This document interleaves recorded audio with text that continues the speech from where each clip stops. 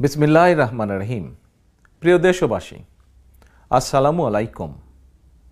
ব্যক্তি, পরিবার এবং সমাজ জীবনকে সুন্দর, পরিশুদ্ধ, সংযমী করে গড়ার শিক্ষা গ্রহণের মধ্য দিয়ে মাসব্যাপী সিয়াম সাধনার পর এলো পবিত্র ঈদুল ফিতর।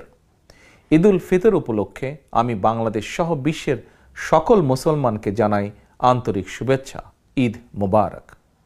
প্রিয় দেশবাসী, এবছর এমন এক সময়ে ঈদুল ফিতর উদযাপিত হতে যাচ্ছে যখন দেশে চলছে নীরব দুর্ভিক্ষ পরিস্থিতি। এরপরও দুর্ভিক্ষ পরিস্থিতি অস্বীকার করে মরার উপর খাড়ার ঘায়ের মতন দামি সরকারের নেতাকর্মীদের মিথ্যাচার আর বাচালতা অব্যাহত রয়েছে।